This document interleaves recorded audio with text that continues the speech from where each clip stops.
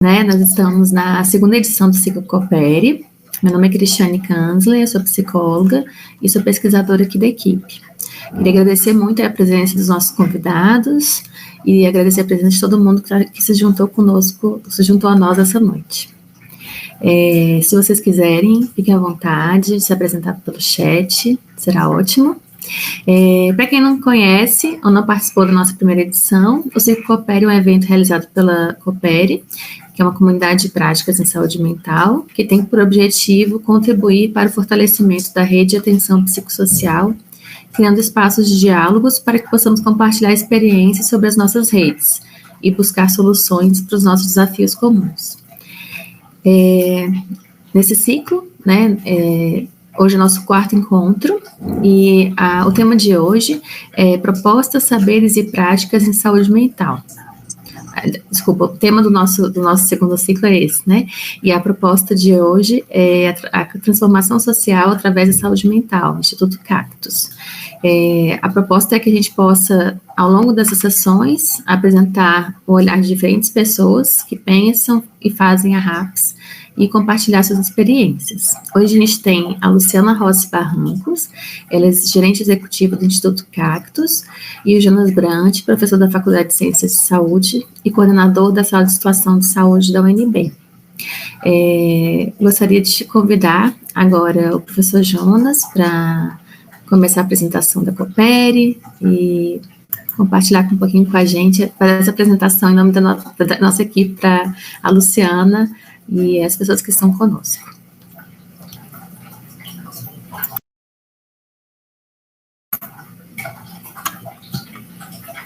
Eu acho que ele caiu.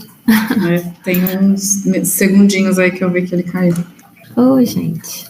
Deixa eu ver aqui. Ele falou da internet, né? Capaz de não estar muito bom. Hoje eu tinha um compromisso online também, não consegui. À tarde a internet estava instável aqui em Brasília. Luciana, como a gente não sabe se ele vai conseguir resolver rápido, você quer começar a falar? Quer começar a sua apresentação? Claro, você acha que vale a pena eu já começar a apresentação mais completa ou só uma introdução, assim? Se você quiser fazer a introdução, que a gente um tempinho, de repente, dele conseguir conectar com a gente. Combinado. Bom, obrigada pelo convite. Sou Luciana Barranco, sou gerente executiva do Instituto Cactus, que é um instituto que atua para promover e prevenir doenças e saúde mental. Então, a gente atua como um instituto filantrópico, né, uma organização sem fins lucrativos e de direitos humanos na saúde mental, para ampliar o debate e os cuidados com o tema. Então, aqui é importante a gente ressaltar que a gente está falando de prevenção e de promoção, então a gente não está falando de tratamento, e nossos grandes objetivos são de que a saúde mental seja um assunto de todas as pessoas, como a gente fala, então que o debate possa ser ampliado e também os cuidados que a gente tem com esse tema. Então, acho que é isso que o Jonas voltou, deu certinho o tempo. Também rememorar aqui, comemorar o Dia das Mulheres. Então, um dia muito especial para estar aqui com vocês hoje. Muito obrigada. Parabéns para nós. Professor Jonas, acho que você caiu, né? A Luciana fez uma breve apresentação. Se você quiser começar a fala para a gente poder... Que é bom que a Luciana já conhece um pouquinho, né, da Coopere. Vai ser ótimo essas boas-vindas. Legal. Obrigado, Cris. Obrigado, Luciana. Peço desculpas aí. Meu computador caiu e travou aqui. Só consegui voltar agora. Bom, primeiro queria comemorar aqui esse dia tão importante, do Dia Internacional das Mulheres, numa rede que ela é essencialmente feita pelas mulheres, né? As mulheres acabam sendo aí talvez o nosso principal força de trabalho na rede da saúde, na rede de saúde mental, e é importante que a gente lembre esse dia, porque elas são as grandes batalhadoras aí dessa rede. Então, comemorar esse dia com vocês aqui é um prazer. Eu vou comentar um pouquinho da Coopere, que é um pouco o nosso sonho aqui de transformação da saúde mental a partir da comunidade de prática. Eu vou compartilhar a tela aqui, eu estou com uma tela só, então vou tentar colocar aqui, vocês me digam se está aparecendo para vocês, tá bom? Só um segundo.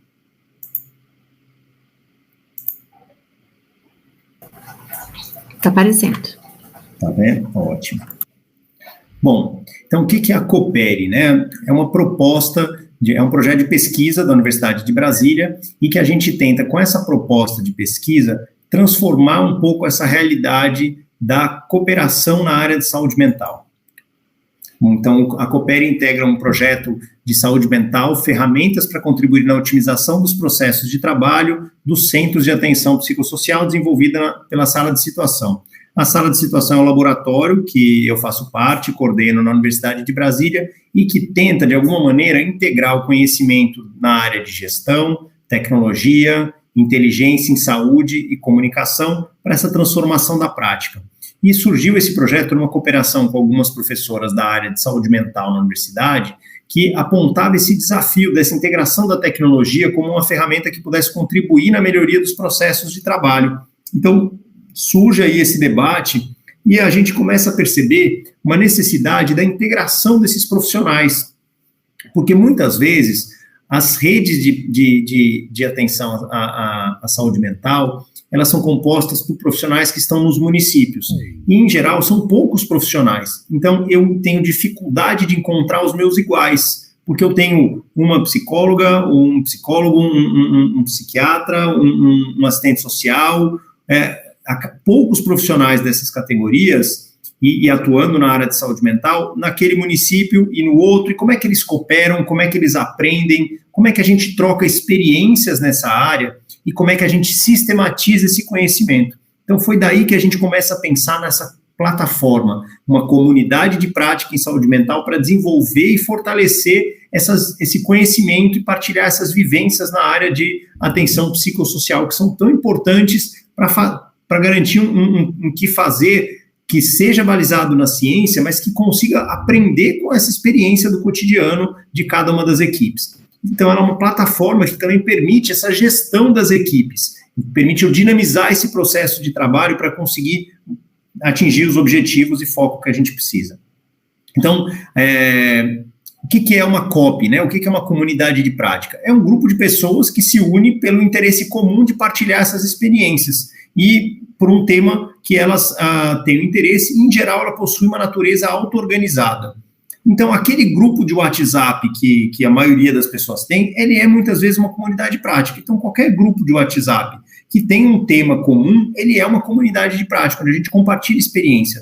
Mas qual que é o problema dessa ferramenta que hoje é tão difundida no nosso cotidiano? Ela é ágil, ela consegue mandar mensagem, mas ela tem algumas limitações importantes. Uma delas é que essa informação ela não começa a se organizar sozinha. Ela precisa de um esforço muito grande dos participantes para ajudar na organização dessa informação que é compartilhada.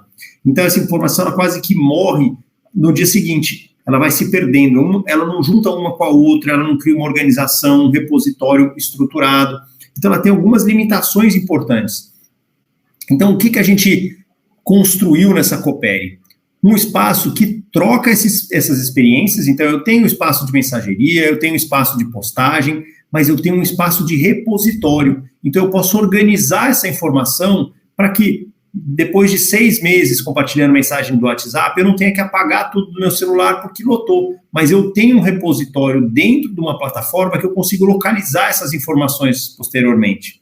Eu consigo, por exemplo, fazer uma busca e encontrar um manual, uma videoconferência, uma foto, um artigo científico, postagens de experiências de um determinado tema que alguém queira saber. Então, eu quero saber sobre um tema específico, eu ponho essa palavra de busca, ele vai encontrar os diversos materiais, porque ele tem uma boa estrutura de indexação que permite você encontrar esses materiais. Então, eu não vou buscar só um manual, eu vou buscar várias coisas com aquele tema, porque eu consigo localizar ele. Então, ela dinamiza esse processo de trabalho. E ele tem um espaço de gestão de tarefas. Essa é uma coisa que a gente traz, principalmente da área de desenvolvimento de software. Ou seja, as pessoas começam a poder fazer reuniões e planejar as atividades que ela tem para aquele próximo período. é muito comum na nossa rede de assistência à saúde, de atenção à saúde, que todo mundo se sinta muito sobrecarregado, porque todo mundo tem uma lista imensa de tarefas, e por mais que eu tenha 30 tarefas numa semana, se eu fizer 15, 20, eu vou chegar no final da semana de um período de 15 dias, né, que a gente costuma chamar de sprint, né, um período entre uma reunião e outra, eu não consegui terminar as tarefas. Então, a minha sensação, por exemplo, na sexta-feira, é de que eu não consegui fazer nada naquela semana. Mas se eu consigo pactuar com meus colegas de trabalho, com a minha chefia, né, com a minha liderança da minha equipe, o que eu vou fazer naquela semana? E discutir, bom, eu sou capaz de fazer isso. Ah, não, isso aqui é mais importante que isso, então tira isso, põe essa tarefa. Ou seja, eu priorizo, defino as tarefas e ao final da semana eu vou poder ver que elas avançaram. Então eu vou chegar no final da semana com a sensação de dever cumprido e na outra semana é lógico que eu vou conseguir fazer mais. Então eu estou cuidando da saúde mental daquele profissional. Eu tenho um sistema de mensagem dentro da plataforma Coopere, então eu tiro a mensagem do WhatsApp. A hora que eu estou em casa, eu não estou de plantão, eu não estou recebendo mensagens de trabalho, mas a hora que eu chego no computador para trabalhar, eu tenho naquele grupo de mensagens as mensagens do meu trabalho. Então isso alivia de maneira importante a sobrecarga de demanda para esse profissional no espaço pessoal dele de descanso. Além disso, a gente tem ali dentro, né, nessa história das tarefas, eu consigo anotar as tarefas que estão atrasadas ou que estão, por exemplo, enroscadas, né, que estão em espera, onde eu preciso, às vezes, do apoio da minha chefia para resolver aquela tarefa que está com algum problema. Então, eu consigo me comunicar com a minha chefia, se ela quiser saber da tarefa, ela vai lá, ela olha, não fica sobrecarregando ninguém, então isso consegue melhorar a gestão daquela equipe. Eu tenho um sistema de agenda, então eu consigo compartilhar a agenda dos temas, dos grupos, todas ali dentro. Eu tenho um sistema de videoconferência. Bom, qual é a diferença do nosso sistema de videoconferência para o Google Meets ou para as outras ferramentas que existem hoje no mercado? Nenhuma, ela funciona igual a essas ferramentas. Qual é a diferença que a gente tem nisso tudo? Uma delas é que a gente não tem limite de tempo. A outra é que a gente pode padronizar o nome das salas. Como vocês podem ver, a nossa sala de hoje tem um nome padronizado. Então, você sempre entra na mesma sala. Além disso, eu posso gravar, transmitir no YouTube como outra sala qualquer, mas eu não tenho limite de tempo. E nenhuma informação que está sendo utilizada aqui vai ser usada para vender produtos para vocês depois. Então, parte do que a gente espera nessa pesquisa é desenvolver tecnologia que nos dê independência, porque cada vez mais nós estamos nos tornando dependentes das grandes empresas de tecnologia, que utilizam a nossa informação para nos tornar cada vez mais reféns de um processo de venda e de mercado, né? Então, como eu falei, a gente tem o chat e a gente com isso consegue evitar o chat no espaço pessoal. E com isso, a gente cria o ciclo Coopere. Então, nós temos um espaço de aprendizado de prática orientada estruturado para essas redes de compartilhamento, dessas lideranças, aprendendo com esses profissionais especialistas, para que a gente possa trazer essa experiência para o nosso cotidiano. Mas qual é a diferença de uma videoconferência qualquer no YouTube? Ela não tem grande diferença de uma videoconferência qualquer, enquanto o evento em si. Mas o que ela tem de diferença é o posterior. Por quê? Porque todo esse material vai estar disponível nessa plataforma Coopere. Então, no dia seguinte, um mês depois, você vai encontrar a videoconferência, ela vai estar no YouTube também, mas ela vai estar dentro da plataforma Coopere, junto com os materiais que a gente comentou, com outras referências bibliográficas. Então, e com o contato dessa pessoa, que foi o palestrante, que foi a pessoa que trouxe experiência, para que você possa continuar essas conversas. Então, a gente não só fica num espaço separado ou de grupo de WhatsApp ou de videoconferência no YouTube, mas a gente consegue fazer esse ciclo completo, onde eu compartilho informação, onde eu aprendo e onde eu continuo a aprender depois do evento e trocar minhas experiências. A gente espera que vocês gostem dessa ideia, percebam o potencial nessa iniciativa e venham fazer parte do Ciclo Coopere. Nós estamos em todas as principais redes sociais, mas nós temos esse nosso espaço de compartilhamento de conhecimento, que a gente espera que vocês possam entrar e conhecer um pouquinho mais e desfrutar dele com a gente. Acho que era isso, e a gente espera muito nesse evento de hoje poder contar com a experiência da equipe do Instituto Cactus, porque a gente sabe que eles são um grupo que tem conseguido ativar muito a comunidade, participar e debater o tema da saúde mental. Então, a gente unir forças para que tudo isso esteja num espaço compartilhado é um grande potencial para que a gente possa fortalecer a saúde mental no Brasil e, de certa forma, no mundo como um todo, né? A gente sabe que, apesar de todos os desafios que a gente tem no Brasil, não é pequeno o nosso desafio na saúde mental, a gente ainda está muito na frente da grande maioria dos países no que tange as redes de atenção à saúde mental. Bom, acho que era isso, espero que vocês tenham gostado. Obrigada, professor Jonas. Luciana, agora é com você, fique à vontade, seja bem-vinda novamente. Obrigada, professor Jonas, também. Eu vou compartilhar aqui minha tela também e tentar passar aqui um pouco mais estruturada a fala.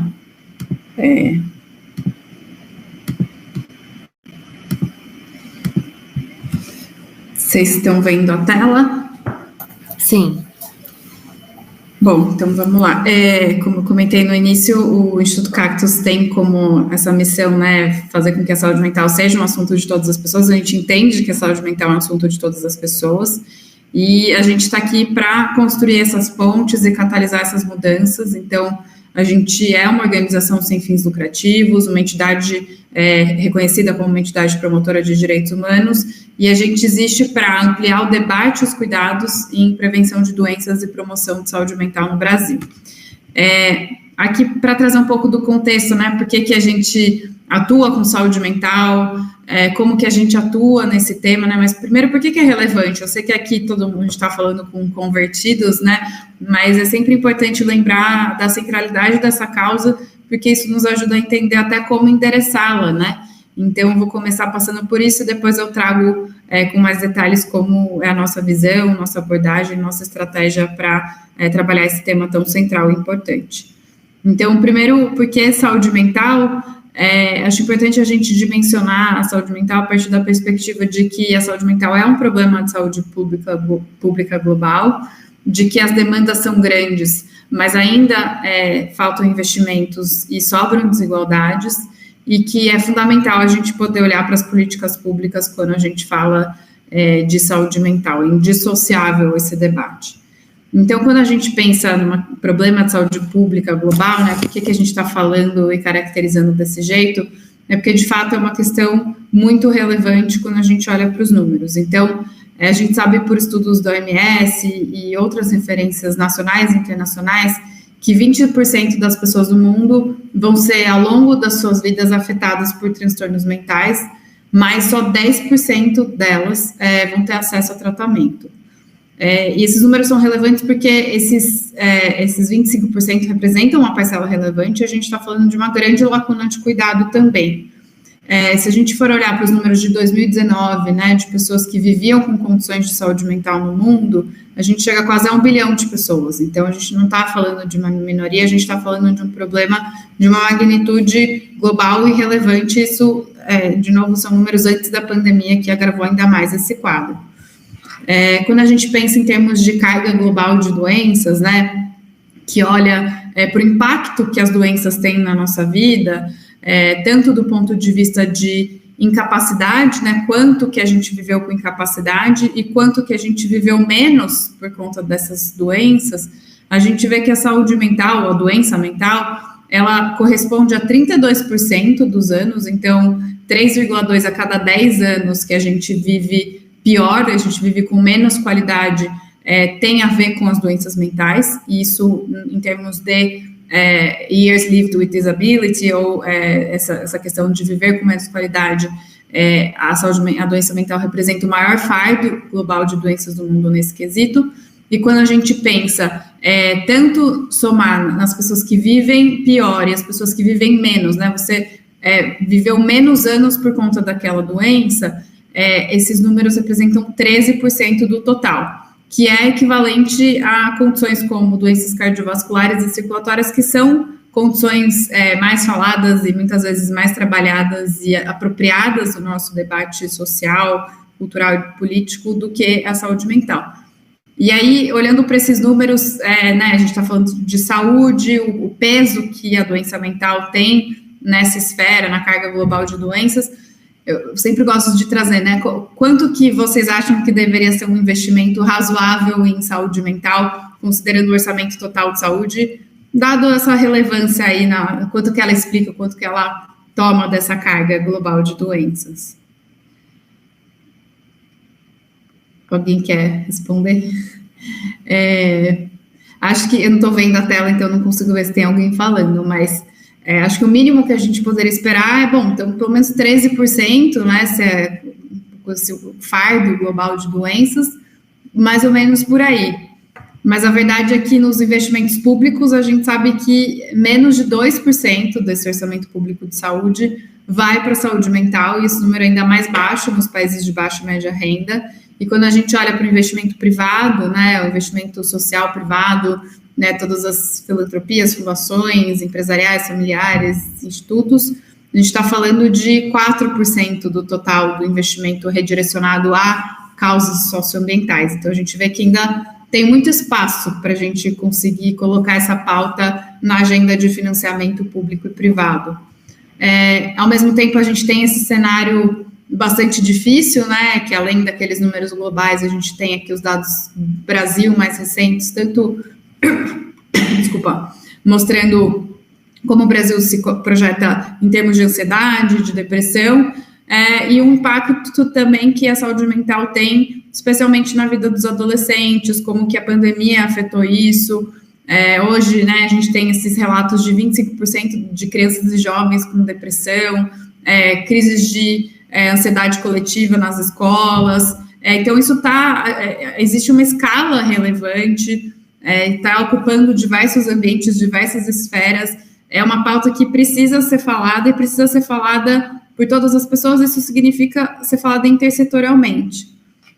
Mas ainda nesse tema de panorama, né, que a gente está trazendo um pouco do tamanho da questão e o tanto que ela não é endereçada, a gente também tem a questão das desigualdades, né? Então, aqui, esse é um dado do nosso levantamento Caminhos em Saúde Mental, em que a gente mostra a cobertura de CAPS pelo país, considerando, né, as cores a partir dos municípios serem ou não elegíveis para terem CAPS. Então, o que mais preocupa, né, são as faixas vermelhas que mostram os municípios elegíveis para CAPS, mas que não tinham CAPS implementado à data da pesquisa. Então, a gente tem ali uma cobertura de 62,2% dos municípios elegíveis com apenas, pelo menos um serviço implantado, o que significa que quase 40% não tinham, né? Então, como que a gente endereça esses vazios assistenciais?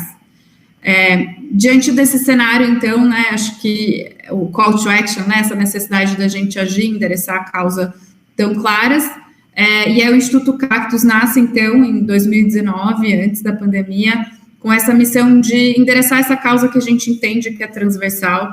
Ela é um fio condutor, ela está para a gente conseguir atingir impacto em educação, em empregabilidade, em violência. A gente precisa falar de saúde mental porque a gente está sempre falando do indivíduo. No fim do dia, o indivíduo, ele é o protagonista em todas essas agendas. E se a gente não estiver falando de saúde mental, a gente não está interessando esse indivíduo na sua integralidade. Então, a gente parte sempre desse pressuposto que a saúde mental ela é essa alavanca de desenvolvimento socioeconômico de um país. E, então, a gente se coloca aí como uma instituição que atua, né, como eu comentei, com prevenção e promoção. E a gente tem duas frentes principais de trabalho. A primeira delas é o fomento estratégico, que é basicamente a gente apoia projetos, tanto do ponto de vista financeiro, quanto do ponto de vista técnico, projetos que a gente entenda que tenham esse impacto estrutural na saúde mental. Então, a gente não está falando aqui de atendimento psicológico direto na ponta, a gente está falando de que engrenagens, que pontos ali de acupuntura que a gente precisa mexer, que vão destravar aí uma multiplicação ainda maior. Então, a gente está falando de gerar dados e evidências, que a gente tem uma lacuna muito relevante de dados e evidências. Esses dados que eu mostrei no slide anterior são de 2015, que é a última data aí que a gente tinha esses levantamentos consolidados, publicizados. Mapear lacunas, pensar na formação de recursos humanos, multiplicadores. E, do outro lado, a gente tem um pilar de políticas públicas ou de advocacy, que a gente divide em duas frentes, né? A primeira é essa que a gente chama de top-down, né? Ou de cima para baixo, que vamos definir essas agendas num nível macro, vamos entender como que a gente avalia as políticas públicas, como que a gente traz propostas concretas para serem endereçadas no nível nacional, junto ao executivo, junto ao legislativo, pautando esse debate de forma ampla. Por outro lado, a gente entende que a saúde mental já está acontecendo nos estados, nos municípios, e que a gente precisa, de fato, dar essas ferramentas para uma melhor qualidade, um maior acesso. Então, a gente também desenvolve ferramentas concretas aí, pilotando muitas vezes com municípios, estados, parceiros, e sempre como pano de fundo a comunicação e sensibilização, que essa é uma pauta que precisa ser mais debatida, precisa ser mais qualificada, a gente precisa dar essas informações para que mais pessoas se engajem no debate. A gente trabalha muito com a visão de olhares segmentados. Então, o que isso significa? Que a saúde mental não é uma receita de bolo, a gente não pode dizer que, então essa é a fórmula para a saúde mental. Não, a gente tem públicos específicos, a saúde mental, ela depende dos contextos, ela tem os determinantes sociais que precisam ser levados em consideração. Então, a gente não pode falar de maneira ampla e restrita sem pensar nas especificidades de cada grupo. E aqui no Instituto Cactus a gente escolheu atuar com as mulheres e com os adolescentes como nossos públicos prioritários, entendendo que eles são importantes vetores e multiplicadores de transformações sociais.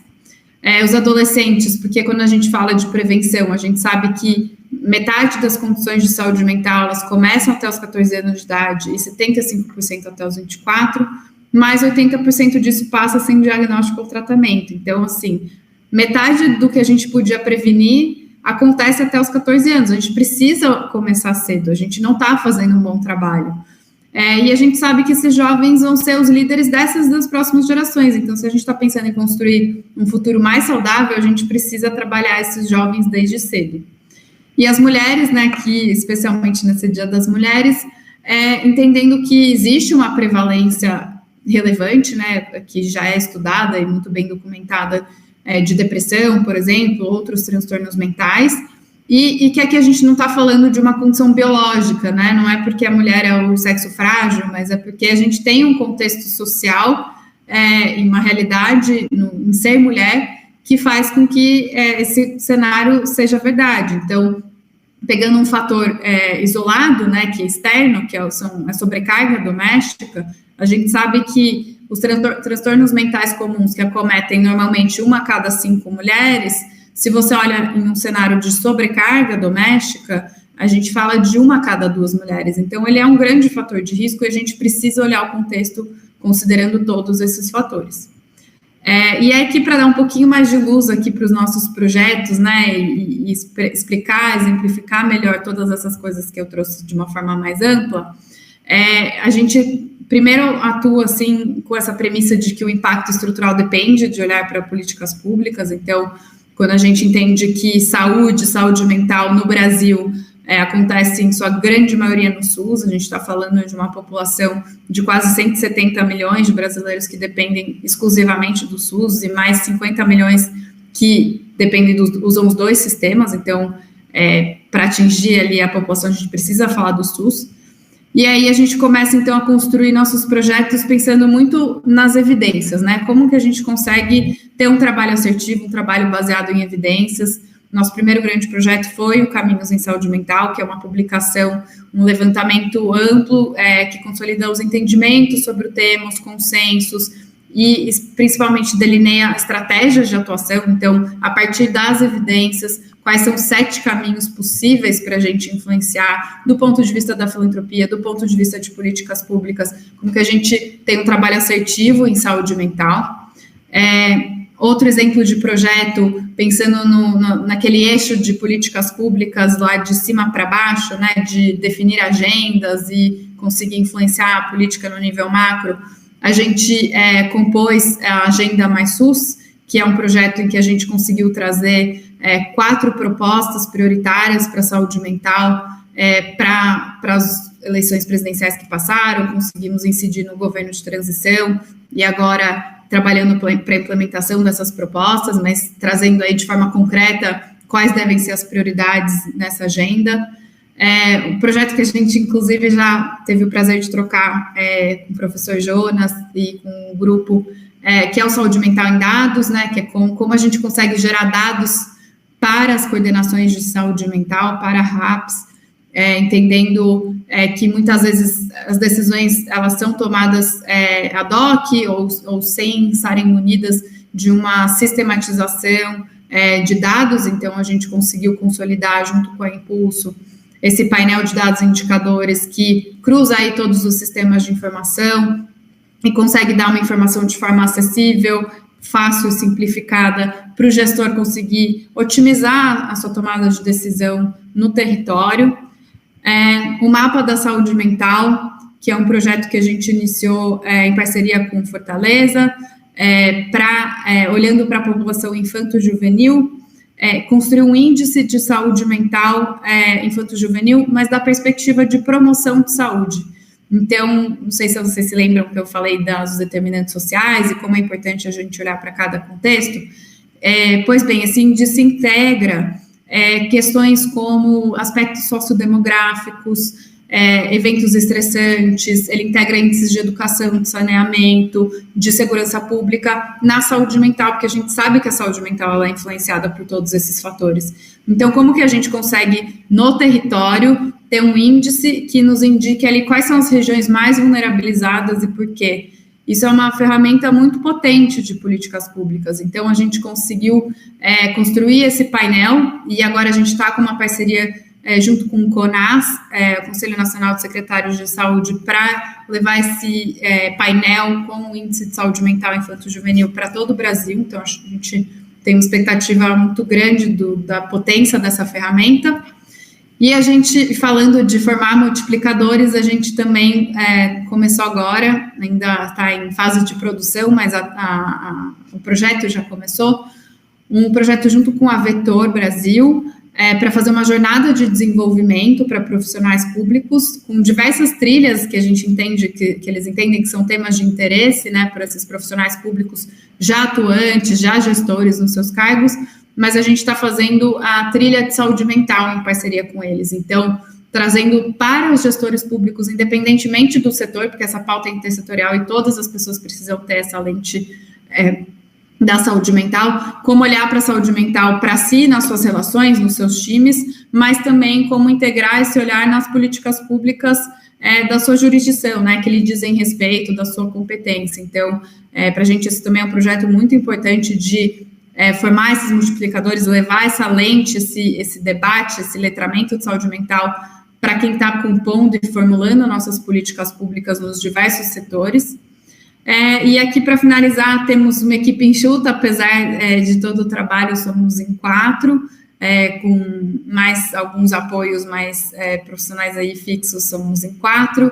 Temos um conselho muito parceiro, do qual a gente se orgulha bastante, e de novo, né, muito pautado pela multidisciplinariedade. Então, temos psicanalistas, psiquiatras, pessoas de comunicação, de impacto social, de saúde pública, para, de fato, oxigenar e trazer mais robustez para o nosso trabalho, e uma presença de mídia também, para quem tiver interesse de ver depois, desde referências nacionais, internacionais, para a gente, de fato, conseguir levar esse debate para o Brasil afora e mundo afora. Obrigada, vou parar de compartilhar a tela e fico à disposição.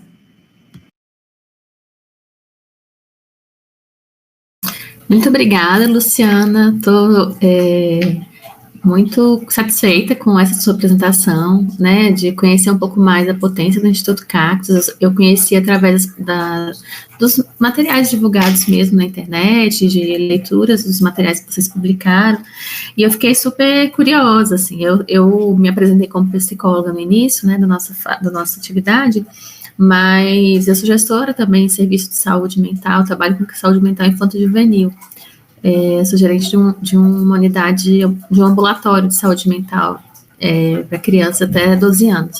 E tem sido bastante desafiador, né, esse contexto pós-pandemia, né, então eu concordo demais com a sua fala, né, fiquei muito interessada nesse estudo do mapa de saúde mental, né, acho que já fiquei imaginando assim, poxa, por que só Fortaleza, por que não Brasília também?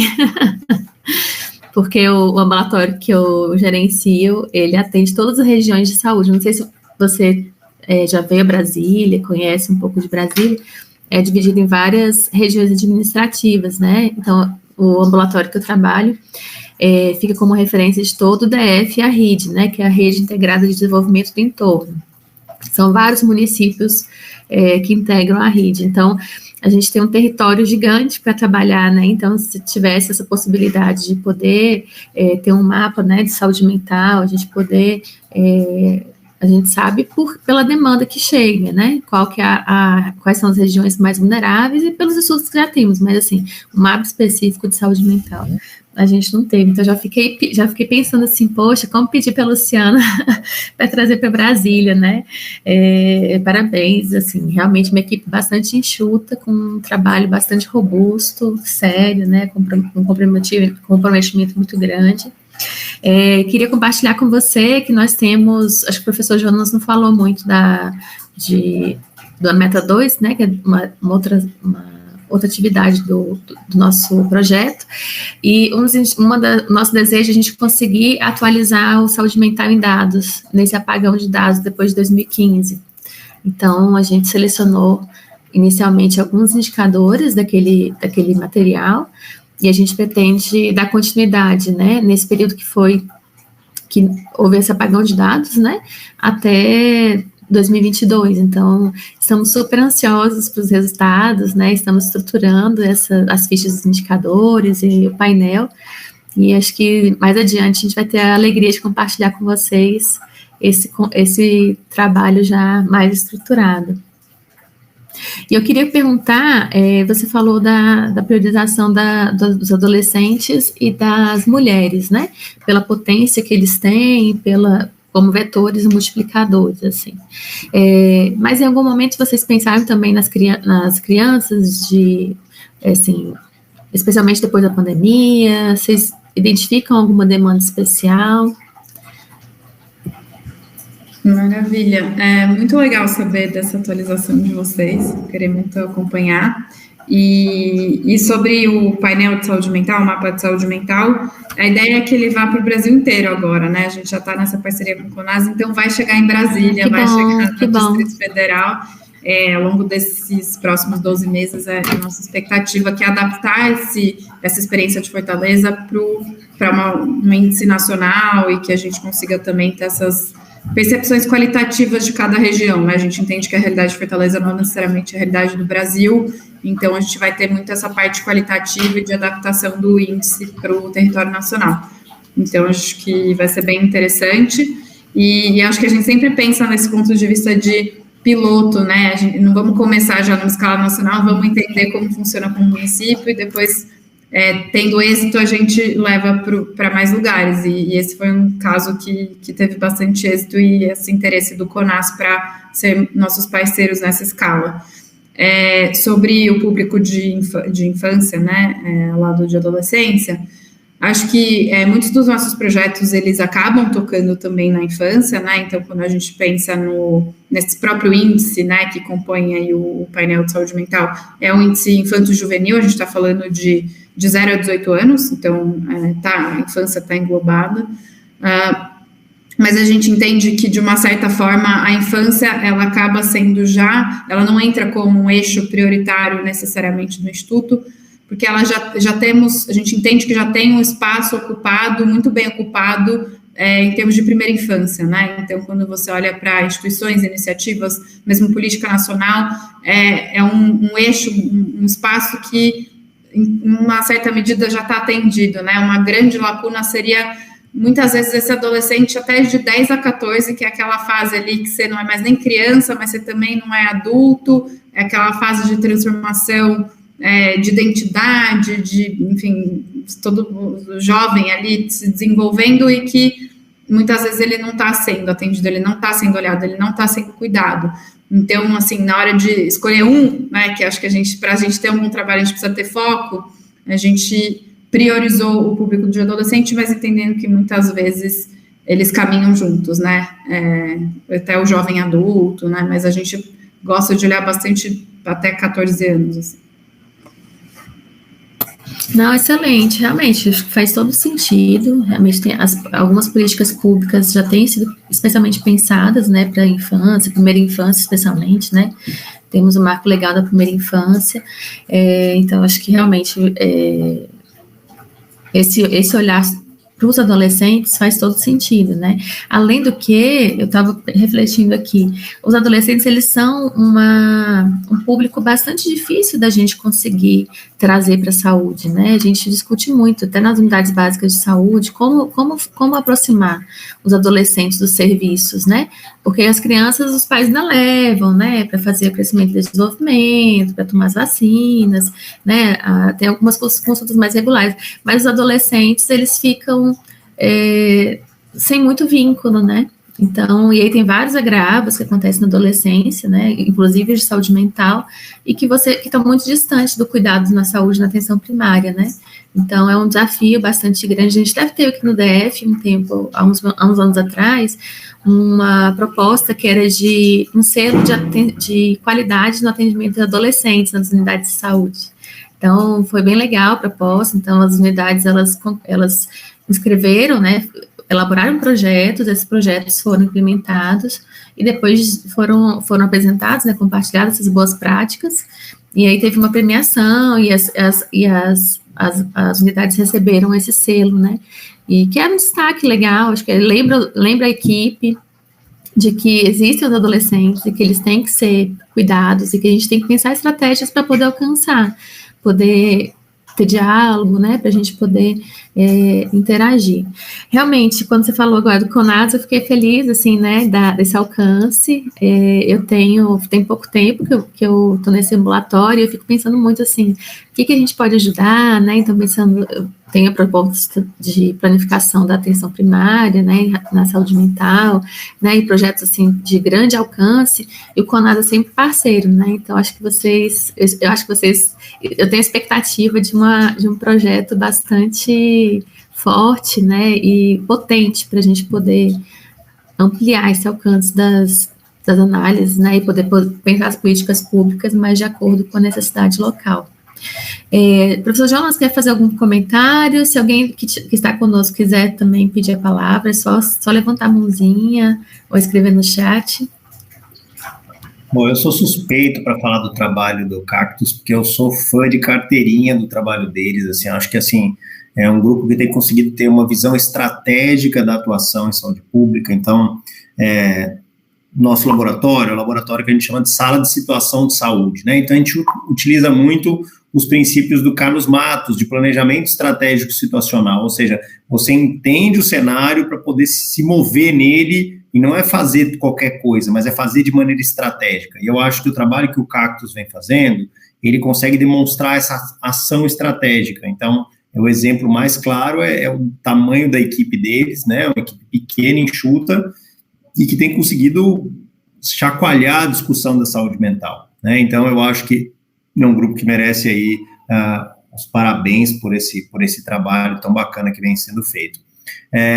Eu fico sempre pensando, isso, assim, um pouco como essas intervenções tão bacanas que o Cactus vem fazendo, como é que a gente consegue dar essa dinamicidade para a estruturação dessas redes numa lógica de comunidade de prática, porque são muito bacanas, mas fico nesse sonho de como é que isso tudo se integra numa plataforma, de maneira que esse profissional de saúde mental consiga entrar num lugar e ali ele consiga se sentir parte de uma rede maior, né, porque justamente ele está muito fragmentado nesse processo.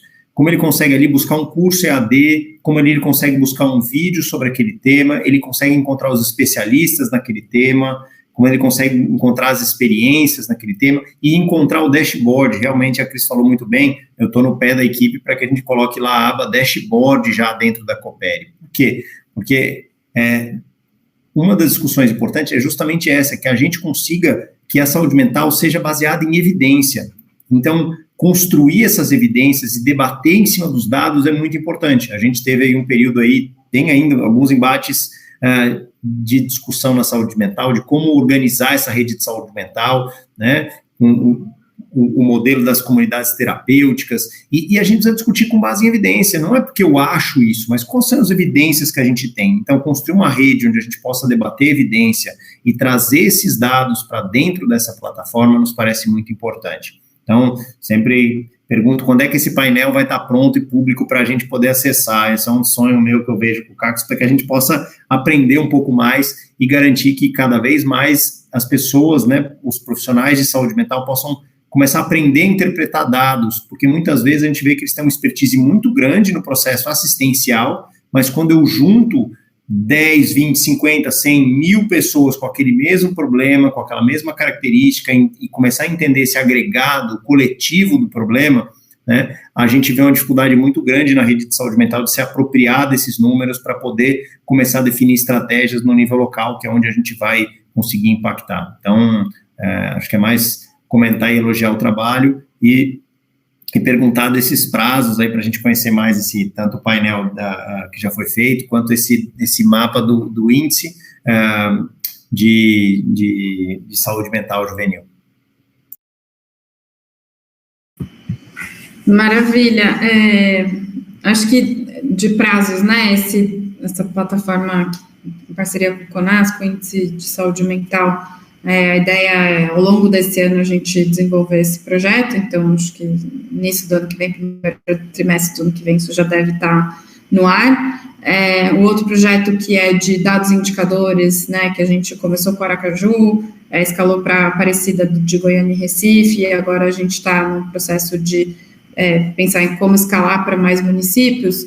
A ideia é que ele seja uma ferramenta de gestão e não necessariamente então, né, tem um acesso restrito aos gestores para não ser uma ferramenta de comparação e até controle social, muito mais uma ferramenta de que decisões que eu tomo, como que está meu território. Então, nesse momento, ele existe para esses municípios, mas numa área restrita ali de acesso.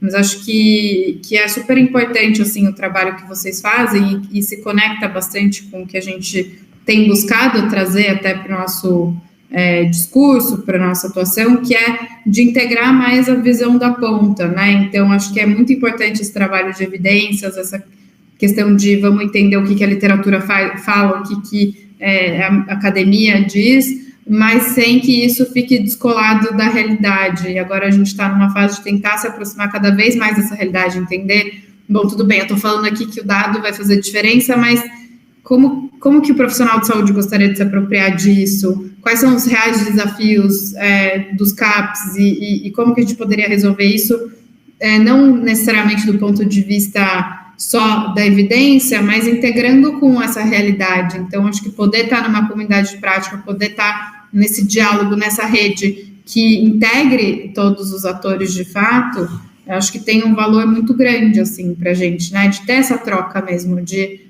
ler a literatura, mas também falar ali com o profissional da ponta. Então, acho que tem muita sinergia mesmo, acho que a gente tem bastante dado, evidência, produção de conhecimento para compartilhar, que pode, inclusive, ficar disponibilizada na base de vocês também, mas acho que seria legal poder ter esse diálogo, assim, de forma mais ampla e ouvir, de fato, essa realidade e poder agregar, integrar isso ao nosso discurso e atuação o máximo possível.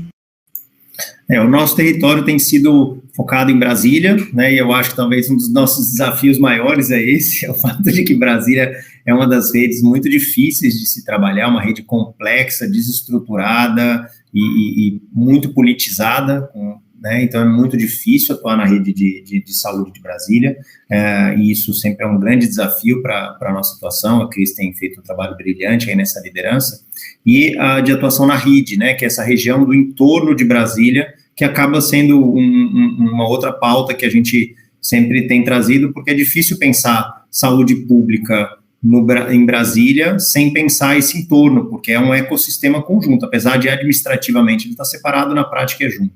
Então, fico pensando que num cenário aí de perspectivas futuras, se houver possibilidade, a gente podia trabalhar junto nesse território, né? Quer dizer, o território desse bottom-up, com base um pouco nessa experiência que vocês estão desenvolvendo aí, mas é espetacular o trabalho de vocês. Vi que a Gussi ligou a câmera aqui, você é uma das nossas grandes especialistas em saúde mental, uma das grandes lideranças na região aqui de Brasília, e aí fiquei curioso para saber o que ela está pensando aí com esse debate. Está no mudo, Gussi. Está no mudo, Gussi. Eu não consegui entrar antes, que eu estava com visita aqui em casa, e aí eu não tenho que me localizar primeiro. Mas quando o Jonas diz que aqui é tudo muito politizado, não é que as pessoas são politizadas, não, tá? É porque a gente tem aqui umas forças políticas de extrema-direita muito forte, e que faz a governabilidade do sistema de saúde nosso aqui. Então, é muito complicado lidar com indicações políticas. Hoje, a maioria dos nossos CAPs são por indicação política da atual governadora, que, além de pertencer a esse grupo, pertence também à linha evangélica, então, no segmento AD, o caos, não é? E a gente tem, assim, também um bocado de gente da resistência, que é o que está conseguindo manter os serviços, às vezes até com o próprio custo financeiro. Porque tem oficina que a gente faz, a Cris que está na gestão agora, que é a gente que dá a sustentabilidade financeira. Ah, vamos comemorar aniversário do mês. Ah, tá, eu levo bolo, eu levo refrigerante. Ah, vamos bordar, eu levo papel, o pano, a linha, a agulha, não é? Porque não tem, embora a gente tenha uma pessoa da divisão de saúde mental aqui, que é nossa parceira, e uma grande parceira, mas a gente tem todo um conjunto da saúde daqui, que é o caos instalado. E uma tendência à privatização, que aí é pior ainda. Não é porque o que privatizou daqui está muito... A assistência, que já era ruim, caiu muito mais. Eu não sei, nesse quadro, assim, até o que a gente pode fazer. Porque muita coisa foi acontecendo nesse percurso todo, não é? Fala-se, muitos estragos foram feitos de concepção de mundo, de inserção no mundo, das pessoas que estão nos serviços, explodiu as representações que se tem, e isso também está dificultando um pouco, muito, a organização dos processos de trabalho. Ontem eu estava numa reunião com uma gerente de um dos CAPs, e a gente falava assim, gente, é muito difícil lidar com a equipe que não acredita. É muito difícil lidar com uma equipe que, essa era do segmento AD, que acha que é preguiça, vagabundice, que está na rua porque quer, e a gente não consegue mobilizar para... Por um lado, assim, em que se discute essas questões que não ganham o adjetivo, eu não faço política. As pessoas não conseguem ainda se ver nos processos, porque elas são assim. Não sei, Cris, você que assumiu a gestão agora, se sente isso, porque você está com um segmento diferenciado do que eu tenho inserção, que eu tenho mais inserção no transtorno, no AD. Do infanto, nenhuma. Infanto é só os povos aqui de casa, de resto eu não tenho, mas eu vejo que as nossas grandes dificuldades, elas pairam, então, nessas representações sociais, nesse governo de extrema-direita que agora ele está... não é licenciado, está afastado, mas a vice dele é de um naipe que tem pessoas que colocam que é até mais complicado e mais difícil, porque ela é sedutora, mas não é executora dessas propostas compatíveis com as nossas, e aí, não sei. A nossa proposta é, vamos continuar na resistência, que alguma coisa, não pode perder tudo. Eu acho interessante que o trabalho que a Luciana apresenta muito desse advocacy, né, Luciana? Vocês têm atuado muito na Câmara também com isso, né? De conseguir tentar enfrentar aí. Como é que é a experiência de vocês aí nesse contexto aí? na Câmara de Vereadores? Não, legislativo. Dos deputados. A federal? Isso, a gente não advoca a nível federal. Não, acho que de fato, assim... A frente nem conseguiu ainda se rearticular, né? Ainda não foi lançada a frente da nova gestão. A Érica está tentando lançar a frente da nova gestão, mas ainda não foi lançada. Tem mais 2 articulações também, de novas frentes parlamentares de saúde mental também, que estão ali nos bastidores, mas vamos ver o que acontece, né? A tradicional é da Érica Cocai, né? Mas talvez tenha outros movimentos aí nesse novo mandato.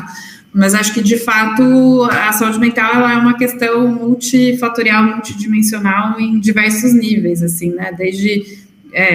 não tem um jeito só de atacar o problema, você precisa fazer muitas ações para conseguir endereçar uma parte do problema, porque são muitos fatores realmente que a gente precisa olhar, pensar, se preocupar, articular, né? Então, acho que esse é um pouco o desafio, né? Que não tem uma receita, esse é o jeito que a gente vai endereçar a saúde mental. Não é bem assim, né?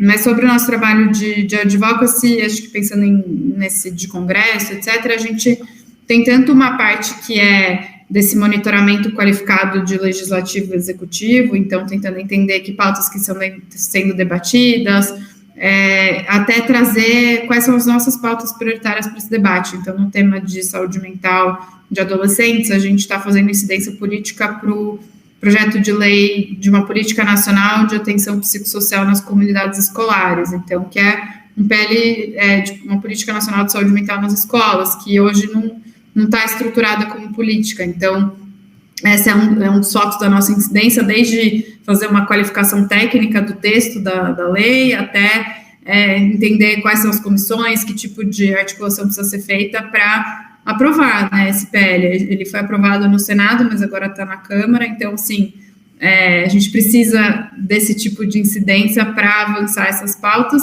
e, de uma forma geral, qualificar esse debate, né, trazer o que o professor Jonas estava falando a gente está falando de comunidade terapêutica, vamos falar das evidências, não é o achismo, não é o que um acha, outro acha, o que existe de evidência, o que a gente sabe sobre isso, como que a gente pauta as decisões políticas nesses termos, né? Então, levando essas evidências, tentando, enfim, a gente participa de espaços públicos e políticos, audiências públicas, para, de fato, levar esse discurso mais com evidência, né? E conseguir pautar esse debate dessa forma ampla. Então, é um pouco disso, assim, além dessas incidências mais pontuais que eu falei no começo. Pontuais não, né? Mas a nível de governo municipal e estadual. Luciana, pensando nisso, fiquei aqui com uma temática. Vocês têm trabalhado com alguma advocacy para a discussão da pauta da pesquisa sobre saúde mental? Porque acho que esse é um desafio, no sentido de que a gente tem pouca evidência em algumas áreas ainda, né, da saúde mental, principalmente nessas questões da política e tudo mais. Como é que vocês têm uma atuação nessa área? Eu vejo que vocês têm meio que financiado alguns projetos de vocês nessa linha, mas muito na pesquisa e intervenção, né? Não sei se vocês têm alguma coisa nesse sentido da pesquisa mesmo, esses trabalhos têm uma lógica de pesquisa, ou é mais da intervenção somente? Como é que é isso? A gente super mapeou, assim, né? Inclusive, eu fiz uma audiência pública no ano passado da deputada Érica Cocai, que era para falar sobre um pouco desse estado aí das políticas de saúde mental, e eu trouxe o subfinanciamento das pesquisas em saúde mental, né? E sem pesquisa a gente não tem inovação, e assim, o financiamento é baixíssimo, né? E diminuiu ao longo dos anos. Então, acho que é uma lacuna que salta aos olhos e que a gente chama a atenção para ela.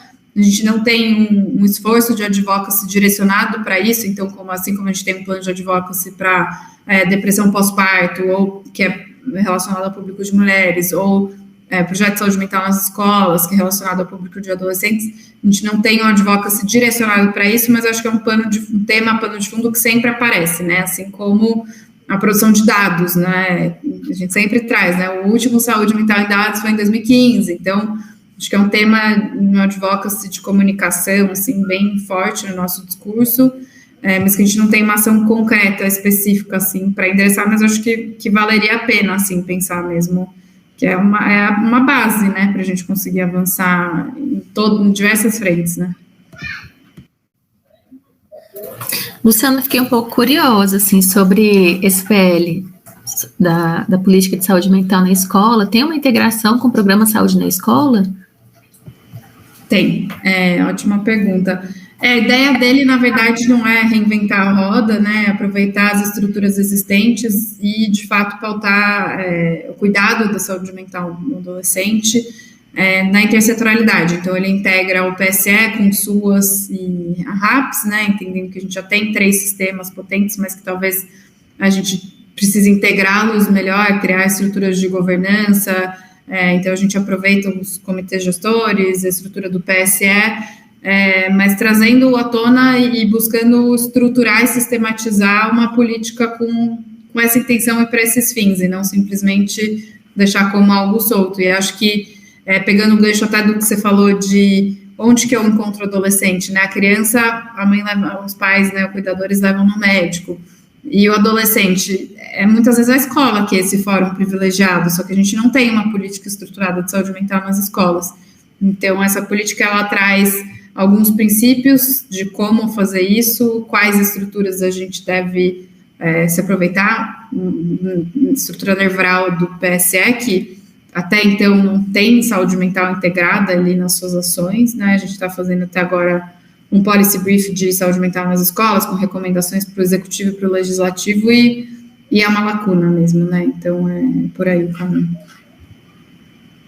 Nossa, fiquei mais otimista ainda, porque eu conheci o PSE na época que eu fui gerente de um CAPS infantil, e eu tinha toda uma expectativa, né, de que tivessem indicadores, tivessem ações de saúde mental, e quando eu conheci, naquele momento, eu fiquei super decepcionada, falei, poxa, mas como a saúde mental não faz parte, né? Então, eu fico bem entusiasmada com essa perspectiva, que eu acho que falta muito, assim, e eles têm demandado muito, né, aqui no Conselho de Defesa, Conselho de Distrital de políticas para crianças e adolescentes, tem tido alguns fóruns de debate, e o que eles têm trazido muito são questões relacionadas ao sofrimento psíquico, né, tanto crianças quanto adolescentes. Então, eles precisam falar, né, eles precisam de espaços para isso, né, e essa questão da promoção, da prevenção, é super importante, né? Então, assim, claro que é muito importante você atender esse público quando ele está em sofrimento, quando ele já está apresentando sintomas, né? Que ele tem uma tentativa de suicídio, que ele tem automutilação, que ele tem outras questões. Mas antes, né? Como que você consegue integrar as políticas de forma que ele tenha uma vida, né, tenha possibilidade de vida, né, de sonhar, de se divertir, né, de viver de uma forma menos adoecida, né. Então, eu confesso que eu tenho, assim, um pouco de precaução. Alguns anos eu trabalhei com prevenção de uso de álcool e drogas nas escolas. Peguei muito, era o norte, o nordeste, eram as regiões que sempre cabia a mim. E uma das questões que eu acho que passa, e que ela é fundamental, principalmente já na fase de adolescência, é como incluir na escola o protagonismo do adolescente para que ele possa ser. E não focar, porque a gente corre o risco, quando a gente começa saúde mental, o programa de saúde mental, meio que psicopatologizar muito. E eu tenho muito medo dessa psicopatologização, não sei nem se assim se fala esse nome compridão, não é? E é nessa perspectiva de discutir com os professores estratégias de inclusão, de uma visão mais sistêmica dos territórios que as escolas estão inseridas, um conhecimento dos territórios, como medidas que eu posso ter ações de intervenção e de prevenção, e não, e o nome não, o nome saúde mental hoje, ele está muito confuso. Ninguém sabe se está falando da doença, se está falando da saúde mesmo, se está falando da prevenção, ele virou sinônimo de tudo. Não é, vamos falar de saúde mental porque tem ali, já fechou o diagnóstico de tal coisa. E aí, mais nessa época que estava trabalhando com escolas, com professores, e nós tínhamos muitas dificuldades de trabalhar o protagonismo, pelas representações que se vêem no decorrer da organização social, não é? De que o adolescente não tem vez, que a criança não fala, parará, e que tem que obedecer. E as nossas escolas, nós temos as escolas militarizadas com militares, mas nós temos as escolas militarizadas nos seus rituais, na forma da sua organização, na forma como os conteúdos são passados. Eu acredito, não é, um pouco mais nessa questão de trabalharmos com as escolas território, conhecimento profundo do território onde ela está inserida. Escola é a instituição que é territorializada, ela não é tão dispersa quanto é a saúde, não é? E protagonismo juvenil. Se nós não trabalharmos esses 3 aspectos na escola, eu não vejo como a gente fazer a saúde mental da escola. Nem a inclusão dos que, como é que fala na escola, já tem diagnóstico fechado. Porque a inclusão do que tem o diagnóstico fechado, ela passa por esse caminho também, não é? Eu fico assim, quando a gente começa muito, não, porque vamos ter programas de saúde mental, eu acho que a gente tem que ter programa de saúde nas escolas. E a mental faz uma parte, inclusive de saúde econômica, de saúde social, porque temos questões sérias, e não é só para pobre, não. Porque eu moro aqui ao lado de um bairro de classe média beneficiada, e nós temos um abandono de adolescentes aqui terrível. Nós temos escolas de elite aqui, que elas não são perfil para todos os alunos que estão lá. São escolas caríssimas, escolas assim de primeiro mundo, não é? E que não é perfil para todo mundo que está lá. Eu tenho N depoimentos que falam assim, nossa, meu filho estava na escola tal, não dava certo e foi para a pública, porque tem uma certa dificuldade. Então, está muito escondido esses indicadores nas escolas que nos permite não traçar um perfil de saúde mental, mas traçar um perfil da escola, do seu território, da população que frequenta o seu território.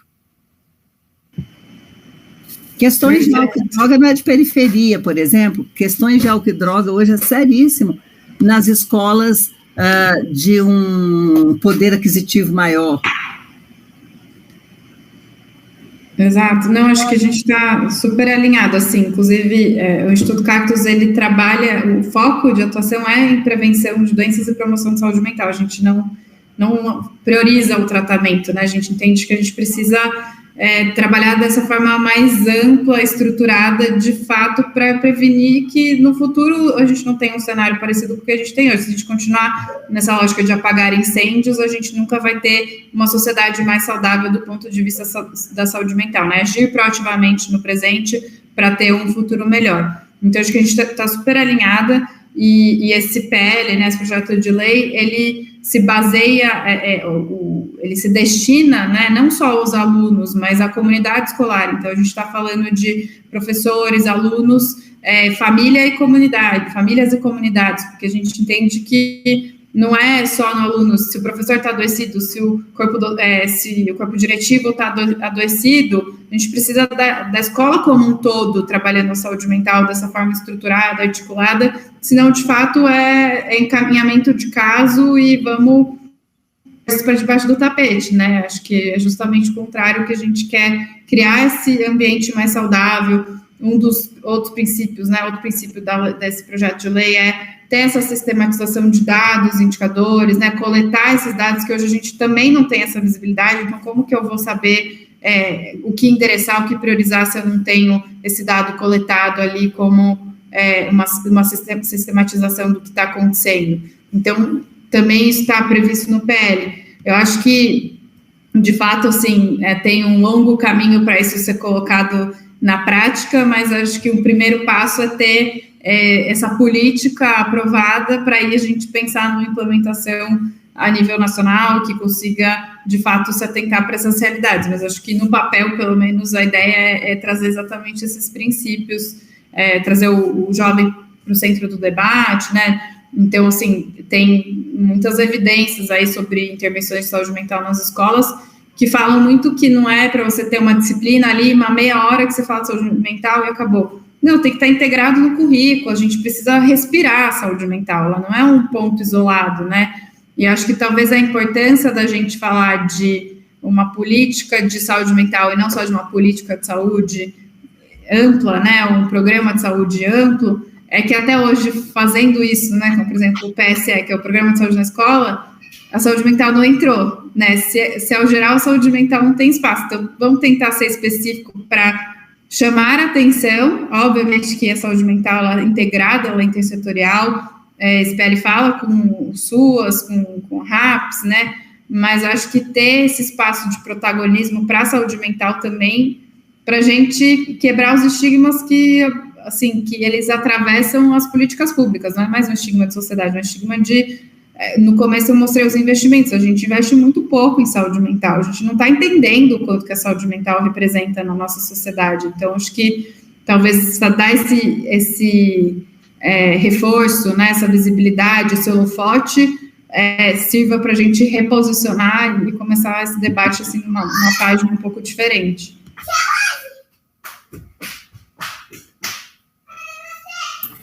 Acho que vocês acho que casou bem, né? Casaram bem as ideias que a gente está pontuando. Acho que eu fiquei pensando muito, ouvindo vocês, da promoção de vida, né? Então, a gente os adolescentes, eles terem espaço para viver mesmo, né? Então, assim, como é que a gente pode integrar as políticas públicas, como é que a intersetorialidade pode atuar de forma a somar os esforços, potencializar a força, né? E as pessoas terem realmente a possibilidade de sonhar, a possibilidade de vivenciar, de experienciar, né? De essa energia psíquica mesmo em ação, né? No sentido de buscar, né? E de ter oportunidades, né? Então, acho que é bastante especial, assim. E a gente falou muito de criança, de adolescente, né? Mas eu queria ver com você, Luciana, tem alguma área específica de cuidados em relação às mulheres que vocês têm desenvolvido? Também tem algum projeto de lei que vocês estão acompanhando? Vocês estão com alguma ação também voltada para as mulheres? Boa pergunta. Acho que as mulheres sempre entram assim na nossa lente, então qualquer ação, qualquer projeto, acho que tem esse pano de fundo também.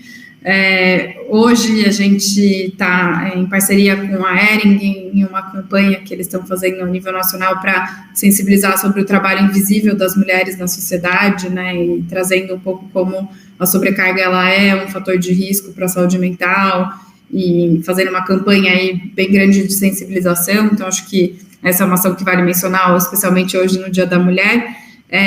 Mas a gente nem pus nos slides porque seria muito extenso, mas a gente teve um projeto com a Casa de Marias, que é uma instituição que faz o atendimento, o cuidado psicológico de mulheres em situação de vulnerabilidade, mulheres pretas, pardas, periféricas, muito nessa lente do gênero, da raça. Então, e a gente desenvolveu com elas um projeto de atendimento emergencial em saúde mental, buscando entender como que uma dinâmica, por exemplo, de um atendimento em grupo, que não é necessariamente a opção mais imediata ali para a saúde mental de mulheres em situação de emergência, né? Normalmente a emergência é um plantão psicológico individual. Como seria, que aprendizados que a gente derivaria, porque acho que a gente sempre tem como esse ponto de fundo escalar ao máximo, multiplicar ao máximo, deixar o menos pontual possível a nossa ação. Então, vamos sistematizar aprendizados, vamos multiplicar essas boas práticas, identificar essas boas práticas. Então, esse projeto, além de acolher essas mulheres em situação de vulnerabilidade, ele também gerou uma série de aprendizados de como fazer isso, né? Quais são as especificidades, quais são as realidades que a gente precisa levar em consideração para fazer esse tipo de atendimento. E em termos de advocacy, incidência política, a gente atua bastante com depressão pós-parto.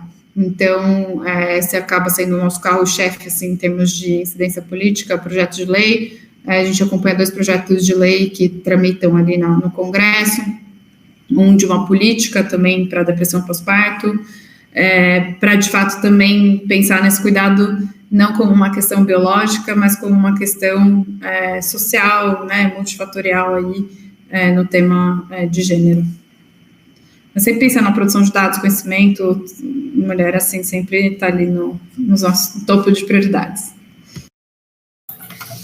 Não, excelente, né? Acho que é uma convergência de esforços bastante importante e vocês conseguem conciliar essas 2 áreas, né? Tanto o cuidado mesmo, a promoção, e a parte de produção científica, de reflexão, né? Gúcia, fica à vontade. Então, Luciana, vocês têm, assim, alguma coisa na linha de obrigatoriedade de creche e escolas integrais?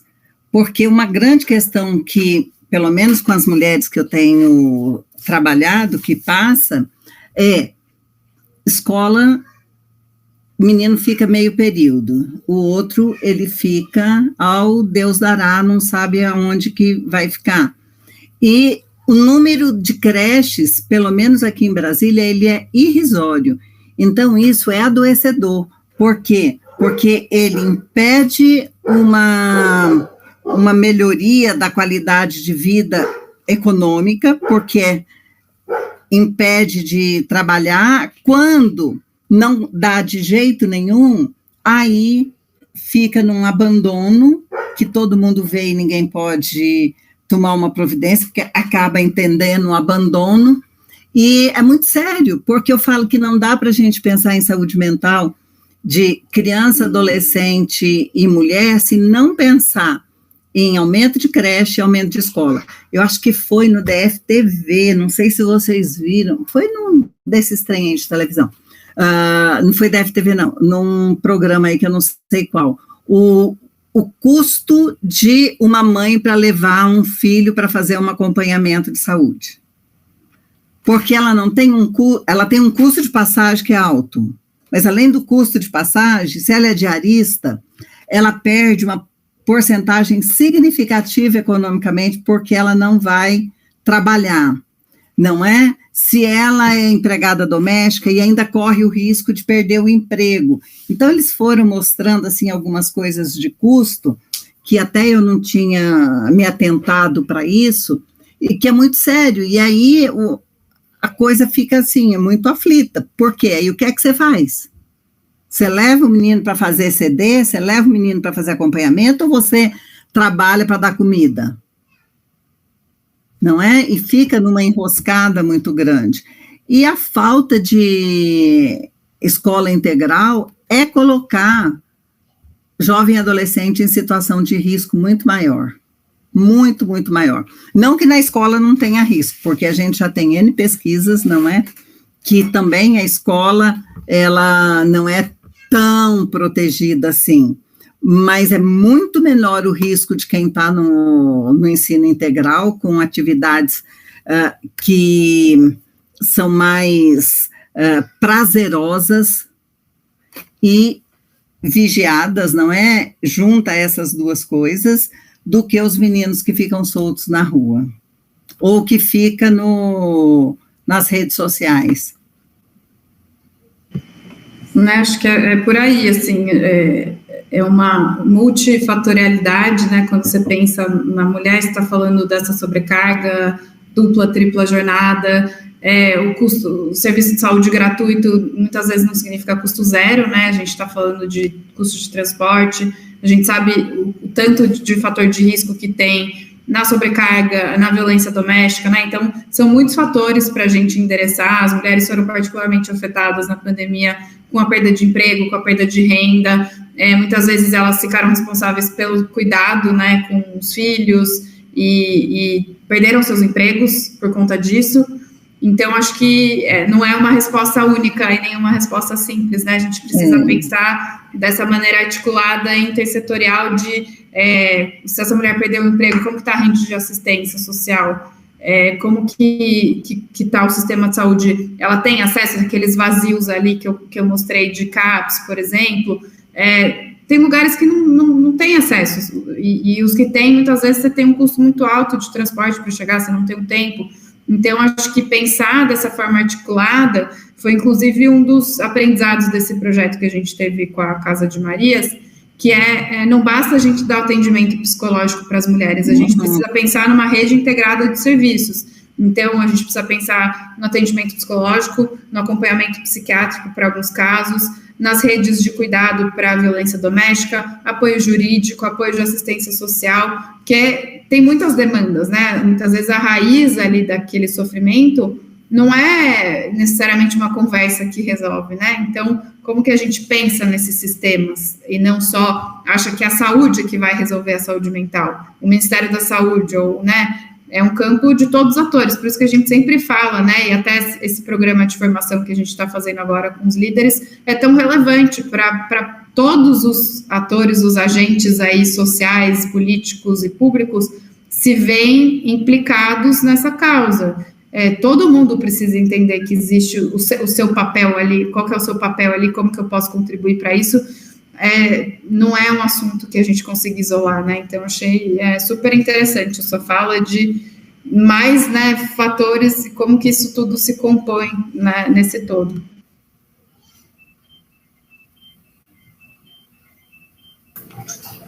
Gente, excelente. Acho que nós tivemos uma oportunidade muito boa aí de debater, acho que reflexões muito importantes, né, em relação a esse público-alvo específico, né, de vocês, que são crianças e mulheres, adolescentes e mulheres, mas também a gente abarcando um rol grande, que é a complexidade da saúde mental, né, a complexidade de viver em sociedade hoje em dia, e a gente poder, como a gente consegue juntar os esforços para poder ter uma vida mais leve, uma vida possível, né, com tantas dificuldades que a gente enfrenta.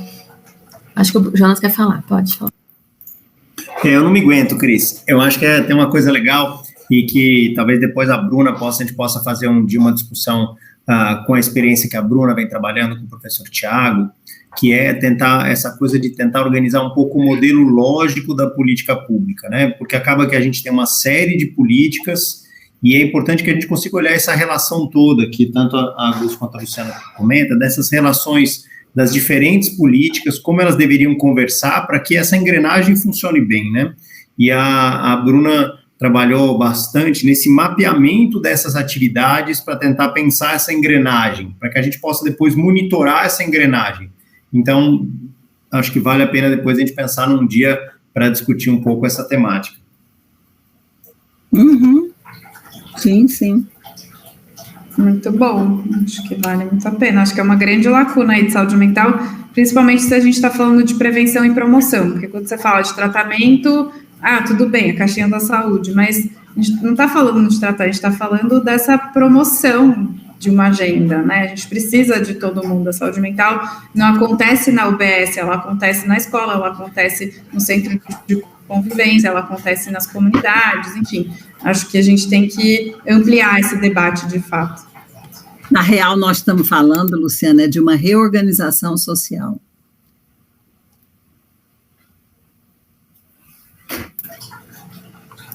Exatamente, Gustavo, eu gosto muito de pensar a saúde mental como algo coletivo, né? Não tem como a Cristiane ter uma saúde mental vivendo num ambiente adoecido, né? Então, acho que isso que você colocou, Gus, tem muito a ver com isso, né? Assim, é uma transformação social, acho que é uma coisa que vocês também tentam promover, né, Luciana? De transformação mesmo, de implicar diversos atores, de não chamar para o debate só o professor da saúde, nem só o professor, mas todos nós, né? A sociedade como um todo está implicada nesse processo, né? Então, gente, eu acho que, mas não sei se vocês têm mais alguma consideração, mas eu acho que a gente já teve, né, acho que a nossa sessão foi bastante rica, eu acho que a gente poderia ficar por aqui, mas antes de finalizar, eu quero dar alguns recadinhos importantes. A gente tem no chat uma lista de frequência, então, quem quiser receber o certificado da participação, pode colocar lá, pode preencher a lista de frequência com seus dados. Queria convidar vocês a entrarem na plataforma da Coopere. Nós fizemos um material pré-sessão, né? Então já fizemos uma publicação apresentando um pouquinho o Instituto Cactus. Hoje vocês puderam conhecer muito mais através dessa rica discussão, né, com a Luciana, e vocês podem também acompanhar outras discussões, materiais que a gente já disponibilizou nas outras atividades ao longo dos outros ciclos, e também materiais que a gente está disponibilizando também nos repositórios, e está super aberto, né? Nossa comunidade é feita por nós, né, e para nós, então está aberto para sugestões, para compartilhamentos, né, e eu queria agradecer muito a presença de vocês, e eu passo para vocês as palavras finais. Fiquem à vontade, Luciana, Jonas. Queria agradecer novamente o convite, a oportunidade de estar aqui conversando com vocês hoje. Acho que é muito bom e dá um ânimo, né, poder conversar com pessoas com esse alinhamento de visões, de missão, né, a gente ganha um fôlego aí para continuar nessa pauta e se somar para converter quem precisar ser convertido e trazer para perto essas pessoas e fazer de fato com que a saúde mental seja um assunto de todas as pessoas, para que a saúde mental seja vista não como aquele problema que precisa ser resolvido, né, vamos logo resolver isso, porque isso é um problema, mas a saúde mental é uma potência, né, a saúde mental, ela dá muitas possibilidades, ela alavanca e ela desenvolve muitos setores, muitas agendas, então acho que também essa ressignificar o que é a saúde mental e por que a gente trabalha por isso, acho que é uma missão coletiva super importante para a gente seguir nessa caminhada. Então, obrigada aí pelo debate, pelas trocas, muito rico, e fico aqui à disposição para a gente seguir aí nessas conversas. Obrigada. Bom, eu só queria também agradecer a oportunidade, mais uma vez, e a grande participação, parabenizar a Luciana e o Cactus pelo trabalho que eles vêm desempenhando, que realmente é um orgulho poder participar dessa rede que está fazendo tanta diferença e conhecer gente que tem tanto compromisso e tem conseguido atuar de maneira tão estratégica para a melhoria da nossa saúde mental. E convidar todos aí para poder entrar na Coopere, compartilhar lá dentro, conhecer um pouco dos materiais que estão lá dentro, para que a gente possa efetivamente construir uma comunidade de prática em saúde mental. Lúcia, você fez uma ótima participação hoje. Quer também compartilhar o que fica de reflexão para você depois dessa conversa rica que nós tivemos? Então, para mim, assim, tem uma coisa que eu ando pensando muito nela, e agora eu estava aqui longe que eu estava exatamente pensando nisso, não é? Na real, saúde mental é transversal. Não existe uma entidade saúde mental, uma ação saúde mental. Ela é transversal na vida, não é? E ela se espelha no cotidiano do que a vida traz. Aí, que é muito que eu falo assim, quando a gente fala em saúde mental, a gente está falando em reorganização social, porque nós estamos falando em novos vínculos, novas formas de integrar, novas formas das pessoas interagindo, que é a base do que nós defendemos na luta antimanicomial, não no fim do manicômio, mas dentro dessas propostas transversais, que é o trabalho em rede, que é também uma base de organização do SUS, e que nós não conseguimos avançar muito na questão do trabalho em rede. A gente tem redes de instituição, mas a gente não tem nas redes pessoas que se comportam como rede, porque nós não sabemos fazer isso. Nós não sabemos fazer isso no nosso cotidiano. Então, a gente tem que bater muito nessa tecla para a gente aprender na vida mesmo, né, na porrada, nas coisas boas, nas difíceis, o que é trabalhar em rede, o que é ser rede, não é? O que é ser malha de uma rede. Nessa perspectiva de integração de pessoas, e não só de prédio com cimento e ferro e barro, não é? Mas, e aí é importante sempre a gente ter esses diálogos, pelo menos para mim, porque me põe muito a pensar, assim, eu falo, gente, onde é que está o nó aí? O nó está na transversalidade do que eu consigo enxergar hoje, daqui 10 minutos pode ser que eu enxergue outra coisa. E onde que está faltando a transversalidade? Está faltando afeto, está faltando relação, está faltando... agora, para isso tudo, eu também tenho que ter financiamento, eu também tenho que ter política pública, eu tenho que ter bases que me favoreçam, junto com um processo reflexivo. E diálogos dessa forma, eles desencadeiam muito a imaginação da gente, dá para dar uma voada, e depois pisar na terra de novo e falar por onde começa. Tem que começar de algum lugar. Bom, você só caminha se der o primeiro passo, né? Senão não tem caminhada. E aí é isso que eu para mim, que eu estava aqui um pensamento longe, pensando, dando asas ao que eu ouvi, não é? Ao que eu penso. Eu acho que é por aí. Ai, coisa boa, Gulce. É o tipo de diálogo que eu acho que a gente tem que intensificar bastante. Porque não deixa de ter os indicadores, eles são fundamentais. É fundamental a gente discutir financiamento.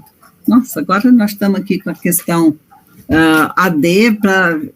Nossa briga não vamos financiar a igreja, a gente tem que financiar a saúde, não podemos deixar isso de lado, não podemos deixar as leis de lado, os decretos de lado, mas não podemos deixar as pessoas, a forma que ela está, onde ela se insere.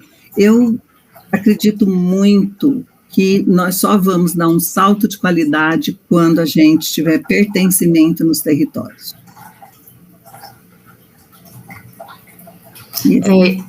Se você foi longe, você também foi mais longe, porque eu fiquei pensando muito sobre isso, né? De quanto que a gente falar sobre promoção de saúde passa por isso, pelos afetos, pelo nosso lugar no mundo, quem é a nossa rede, né? Quem é o nosso próximo, né? Então, assim, com quem a gente pode contar, quem pode contar com a gente, né? Então, assim, é muito revolucionário isso, né? Porque talvez hoje seja difícil para a gente trabalhar a rede, né? Deslocar um pouquinho essa solidez das instituições, né? Para as relações, justamente por isso. Talvez faltou lá para a gente lá atrás. Essas relações de confiança mais bem estruturadas, o cuidado compartilhado, né? Então, nós ainda somos muito positivistas, né, Cris? A gente tem uma tendência positivista, principalmente quando se fala em ciência, e a gente tem de recriar isso. Não é deixar de lado, mas tem que ser recriada algumas coisas. Gente, eu acho que eu vou dormir. Né? Jonas, eu estava aqui, quando a gente estava falando, que eu falei que não era só coisa de pobre, não. Pega a gente, professor universitário, que a gente está lá, mal pago, mas entre os bem pagos, quantas horas de almoço nós não ficamos aflitos, porque eu tinha que pegar a neta na escola e você tinha que pegar a menina na escola. E a gente não sabia com quem ia deixar, com quem ia ficar. Quantas vezes a gente levou a tiracolo com toda essa condição que a gente tem? Pensa a empregada doméstica que pega um circular aí dessa porcaria dessas redes aqui, estão cada vez pior. É muito difícil. A hora que eu estava falando, eu ficava olhando para você e ficava lembrando das nossas horas de almoço e nas nossas aflições com pegar criança em boas escolas. E aí, o que é que a gente ia fazer com eles? Com quem ia deixar? É muito...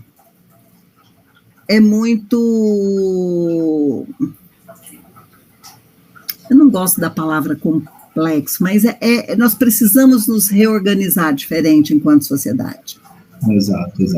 O interessante é que a gente tem uma mola de pressão, que é a saúde mental, porque a gente acaba tendo esse resultado que é a consequência na saúde mental das pessoas. Então, acho que a gente tem esse desafio por enxergar essa consequência de mostrar para a sociedade, pressionar ela para que ela possa ir gradativamente ampliando o cuidado e essas redes de apoio social. Eu acho que eu vou deitar aí remoendo um pouquinho mais isso que eu já tenho lutado nessa direção, que é a gente estruturar melhor esse modelo lógico dessa política e começar a mostrar para esses outros atores que compõem essa rede quão importantes eles são, porque eu acho que, às vezes, essas outras partes da rede não entendem a importância delas, né? Então, exemplo é essa discussão de saúde na escola, né? A gente, não tem um profissional que esteja apoiando esses professores, esses alunos, essa comunidade para enfrentar os seus desafios do ponto de vista de saúde mental na promoção da saúde. E aí eles não entendem, então acaba que eles atuam muitas vezes piorando a situação. E assim, em várias outras redes, né? Então acho que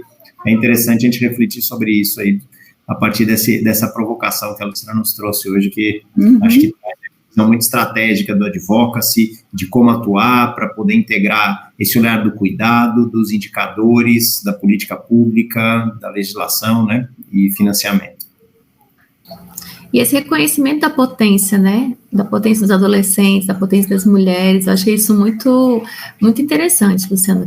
O foco que vocês dão a esse público faz todo sentido, né, então eu achei bem, porque não é só para um público vulnerabilizado, é para além, né, é de olhar para aqueles sujeitos e ver potência, ver força, ver como elas podem se fortalecer e revolucionar suas vidas e a vida, né, das suas comunidades.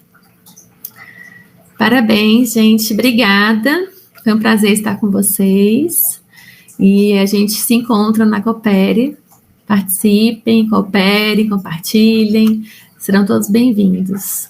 Muito obrigada, Luciano, nossa convidada especial, e os demais aqui presentes, professor Jonas, Pulse. Obrigada. Eu também agradeço, Luciana. Você botou algumas caraminholas aqui na cabeça, foi amadurecendo. Obrigada a você pela troca. Você também, Cristiane e professor Jonas. Cristiane, fica gravada essa reunião ou não? Sim, fica gravado. Fica. Ah, legal. Acho que seria legal a gente poder revisitar e continuar decantando todas essas discussões. Acho uma ótima ideia.